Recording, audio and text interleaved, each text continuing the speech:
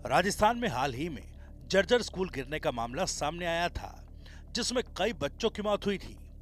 वहीं प्रदेश में सैकड़ों जर्जर स्कूल देखे गए हैं। ऐसे में राजस्थान हाईकोर्ट ने प्रदेश सरकार से जर्जर स्कूलों की स्थिति और मूलभूत ढांचे में सुधार पर ठोस योजना बनाने के निर्देश दिए थे।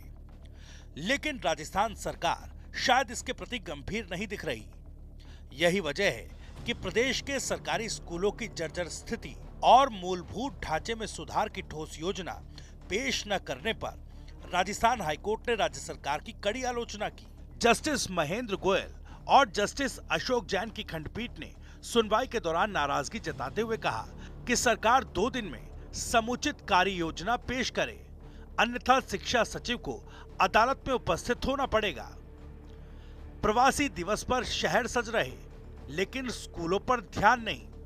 दरअसल अदालत ने मौखिक टिप्पणी में कहा कि इन दिनों राजस्थानी प्रवासी दिवस के नाम पर शहरों को सजाया संवारा जा रहा है, लेकिन सरकार ये बताए कि असली मुद्दे जैसे कि स्कूलों की जर्जर इमारतों की मरम्मत और बच्चों की सुरक्षा पर कब ध्यान देगी।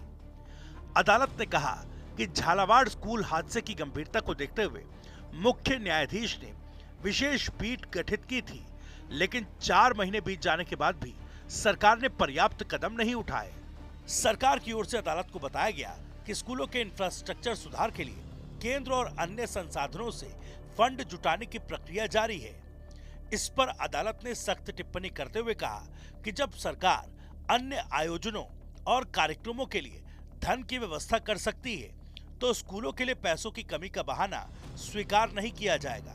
2047 के विजन की बात करते हैं और स्कूल सुधार का कोई ठोस प्लान नहीं। हाईकोर्ट ने याद दिलाया कि पिछली सुनवाई में सरकार का रोडमैप अधूरा पाकर लौटा दिया गया था। न्यायालय ने कहा कि सरकार 2047 के विजन की बात तो करती है, जबकि उसके पास स्कूल सुधार का कल का भी ठोस प्लान नहीं है। अदालत ने यह भी कहा कि बजट घोषणाएं सिर्फ नए स्कूल और कॉलेज खोलने तक सीमित न रहे, बल्कि जहां वास्तविक आवश्यकता हो वहां कार्रवाई की जाए। सरकार से अदालत ने यह भी पूछा कि कितने स्कूल भवन पूरी तरह जर्जर हैं, कितनों की मरम्मत आवश्यक है और नए भवनों के लिए कितना बजट तय किया गया। कोर्ट ने कहा कि सर्वे रिपोर्ट के मुताबिक करीब 86,000 कमरे खराब हालत में हैं, लेकिन सरकार ने उनकी मरम्मत की योजना स्पष्ट नहीं की।